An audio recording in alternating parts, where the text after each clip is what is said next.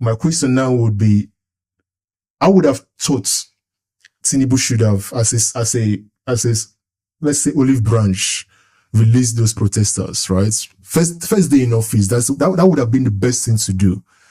So for me, my question would be, what is your assessment of the president's time in office, 1 year into his office? And you should ask me that question. No, of course, I'm gonna ask it. Like, it's something I know you're passionate about. I'm passionate about Nigeria as well. There was no way I'm not gonna bring it up.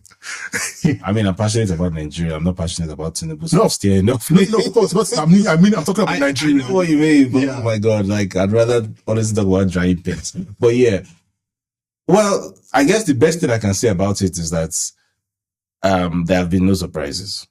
Because I remember when I sat down in this chair last year, everything that I said would happen, exactly what has happened, except for one thing. There was a prediction that I made that absolutely had to not happen. I predicted that. I know what you mean. I predicted that he wouldn't make it to the end of 2024 in one piece. That he was basically a dead man walking, because there's the Nigerian system, be it the military or whatever, could only take so much. I was wrong. Because clearly, the Nigerian system is willing to take so much and much more. There doesn't seem to be any end in sight. So yeah, I was definitely wrong about that. But every other thing that I said would happen is exactly what has happened. The man, to be fair to him, never made any campaign promises. He never campaigned on any issue. He never said he was going to do anything. His entire campaign thing was, it's my turn. Give me local. Bring this thing to me. Give me, it's my turn. That was his whole thing. So it's his turn. And he has done everything you would expect of someone whose turn it is.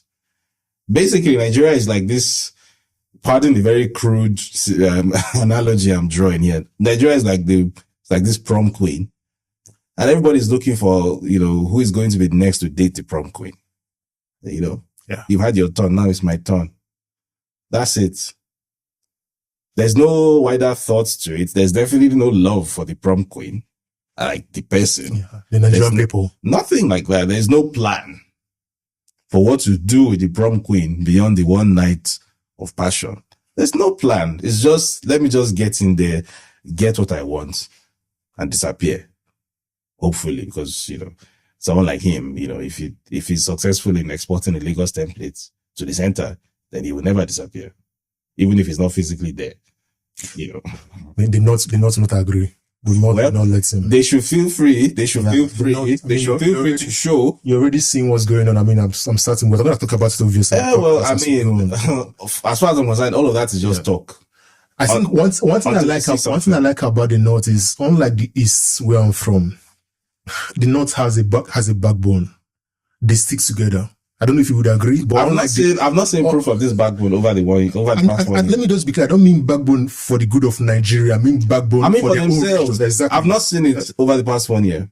Because Tinubu has been a disaster to everyone, and especially to them. But look at the moves Kwankwasa is making, Erufa is making. It's still early days, right? It's still early days. We're not going to know. As far as I'm concerned, they haven't done anything. Yeah. Tinubu is president. He's in power. Yeah. GCFR. Nobody has done anything. Yeah. To be perfectly honest with you, like, I'm trying to debate whether I should say it. I've said this in private before. I'm going to say it. What the hell? Nobody's going to beat me. So I'm going to say it. To be honest with you, I genuinely thought that by now, when we had this conversation, I think May last year, was it? Yes, that's correct. I genuinely thought that by February 2024, latest, this dude would have been ceremonially rushed out of office in some form or the other. And one day he would just wake up and he would just see like the brigade of guards or something, and they just say, "Oga, it's time, come and be going, please."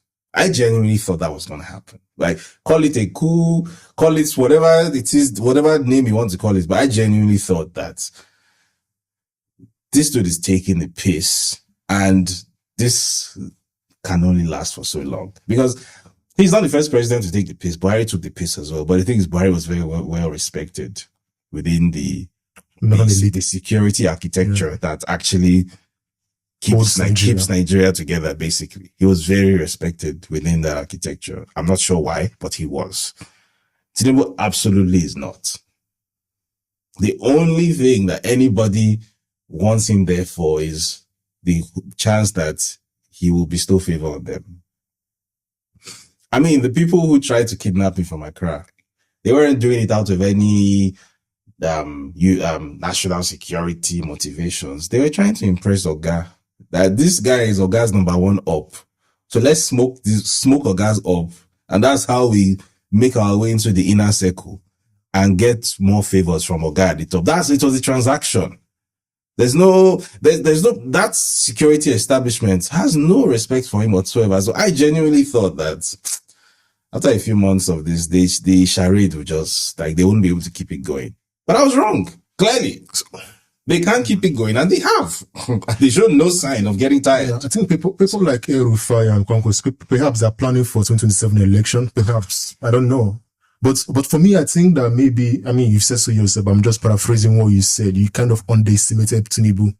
And I think this is a mistake that, I won't say you're an obedient. I didn't underestimate Tinubu. What I did was that I overestimated Nigeria. Because what I thought was that this is somebody whose only tool is money. But Nigeria has always been this way, though. I don't believe that. Nigeria has always, recently I've been reading a lot about because if you recall, before Tinubu, there was the original Tinubu who went by the name MKO Abiola. If you know what I mean. Course, yes. And June 12th. Despite all of his wealth and all of his money was made under very similar circumstances, by the way, because MKO was also a criminal. Let's be clear about that. There's no type of illegal activity that man was not involved in. Gun running, coup financing, smuggling of every kind of illegal or illegal commodity, his hand was inside, right? And he made a fantastic fortune. And despite all of his money, that presidency that he wanted, they just made sure they did not. Yeah, but that was different era. IBB, Abacha, right? That was a different era. Abacha wanted to be president.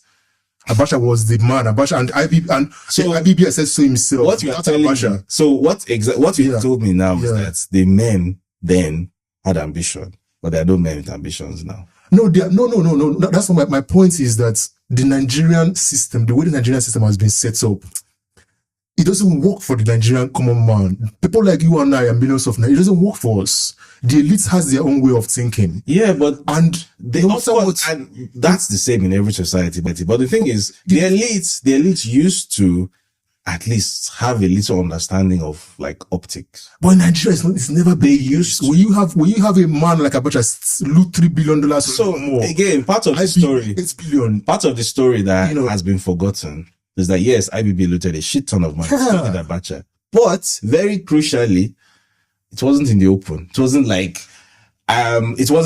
like you had to be in the know to know. I agree. Yes. But on the surface, they were actually pretending to govern, right? And then people like MKO, characters like MKO, the establishment did not like them.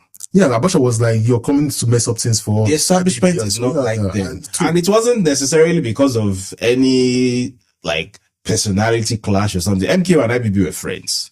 MKO financed IBB school, by the way. They're very good friends, right? MKO was friends with most of these military officers, including Abacha. But the thing is, they understood, or they thought that this thing that you want, like Nigeria has given you everything, or you've made everything from Nigeria. You did the ITT scam. You made billions from that. There's nothing illegal that happened in Nigeria between 1978 and 1992 that MKO Abiola's hand was not inside. That man made billions from everything that was wrong. Basically, the reason why we didn't have telephones, like we didn't really have telephone in Nigeria till 2001, was MKO Abiola. The ITT thing. That was him. He basically got a huge contract to provide the backbone for telephony in Nigeria. And it turned out to be a contract scam. He just pocketed the money and he didn't fucking do the work. Wow. That's where a large part of his fortune came from. Wow. So in their mind, they were like, obviously the military was in power when all of this happened. Yeah. So they knew, like, he was their friend. They shared the money together. So they knew that you're a crook, right? We are also crooks, but in addition to being crooks, we are also pretending to be statesmen. There's nothing statesman-like about you. You're just a crook. That's all you are. You are literally just a criminal. There's nothing else to be said about you. We don't want you here. And that's not necessarily because, they loved Nigeria, they respected Nigeria, but it's just that sense of pride that this one, we won't give you. So I genuinely thought that there was still that institutional memory within Nigerian security architecture that they would look at someone like Tinubu and they'll be like, this one, everything else you've eaten Lagos, you put it inside your mouth. Like the largest sub-national economy in Nigeria, you put it in your mouth. Everything there, you take a cut. Everything that happens in Lagos, you take a cut out of it. Legal or illegal, by the way, you get a cut out of everything. And we've let you have it. But see this Aso Rock, this prize jewel, we are not going to let you have it. I genuinely thought they had that consciousness. And I just realized at the end of the day, it's either of two things. Either the people who had that consciousness have all retired, and the people who are in charge now, who are in power now, are a bunch of kids. I think it's the latter. Or this man just is able to wield so much money and so much international support and influence, specifically from the US government, the State Department. I'm going to come to that next. That basically it doesn't even matter what people want or don't want within, which for me is a much worse possibility, because that would mean essentially that Nigeria is being ruled by an external power. Let's talk about that then, because if insinuated, and I mean, you're literally saying that now, because I follow you on Twitter. I'm going to come later to how impressed, not just impressed, because I'm fascinated by how you write. You know, I want to one day write as good as you do. As long as it doesn't get you into the trouble that but obviously, if you've talked about Tinubu being a CIA plant, how true is this, and is there any evidence to back up your claim? Well, so you're never going to find like a signed document saying this person is our asset who is being used for the purpose of XYZ. What you will find is circumstantial evidence. So you can find historical parallels with similar characters. So I'm sure you heard of the recent case of, I think his name was Abel Hernandez, the former president of Honduras, who was recently jailed in the US. Oh, yes. So the part of the story that is not being told, and I wonder why, is that for a large part of the period in question, where he was running a drug empire and he was the president of Honduras, he was also a very close US ally. Yeah. And they were very well aware of what he was doing. And they turned a blind eye to it, or they let it happen because there was a wider strategic interest for them. Historically, the US government has never had any problem working with criminals. In fact, the US government has worked with more criminals than none. Mobutu, Congo. Thank you. Reign of Lumumba. Thank you. Destroyed Congo, literally. Yeah. I mean, don't get me wrong. Mobutu was literally a criminal. Yeah. Literally. Like, there was no redeeming feature about that guy. And they worked with him for how many decades? Multiple decades. Yes. Like, till now, Congo is yet to recover. I don't know when Congo is going to recover. Destroyed, man. That's a sad story, man. The cleaning of Lumumba. Oh, man. Like, DRC never had a chance right from the start. They were already kneecapped. Yeah. Like, at least Nigeria had like 6 years. 7 years actually, before Civil War. Or 6, before the coup. DRC did not get 6 months. They didn't give the man air to breathe. Like, they didn't even allow right from the get-go. Yeah. Like, it was a matter of weeks. Yeah. You know. So, they've never had a problem being criminal or criminal adjacent. Right? And I guess the difference here is that for the first time, someone was able to, or let me not say someone was able to, because it makes it sound like there was something extraordinary that I did, because it was actually on public record. But I guess maybe for the first time, they were so sloppy, or maybe it wasn't that they were sloppy, they just didn't care, because after all, they're a bunch of black Africans who don't read. So whatever. A lot of stuff was actually in the public domain, and they just didn't care. And they were like, let's use this guy. Even though this guy has so much baggage, which could be found on public record, let's use it because A, he's going to be very useful to us, and he has been very useful to us in the past, because he has, if you read the WikiLeaks cables, he has been a very long time US political informant. Everything that happens in Nigeria that he knows, he goes to blab to the US embassy. Everything. That's one. And then two, does it matter anyway? Because Yes, he has, criminal records here and whatnot, but the media in Nigeria is compromised. The people have a very low standard of education. Even if this is introduced into the media ecosystem, the people don't even have the capacity to even process the information. So it doesn't matter. And to a large extent, they were right. Of course. They were right, because up till now, as we're recording this podcast, today is what, the 29th of June. Of June 2024. There are people up till now who think that David Hundeyin made up the accusation that Bola Tinubu was involved in heroin trafficking in Chicago. And David Hundeyin is a propagandist working for Peter Obi, and he made up a smear.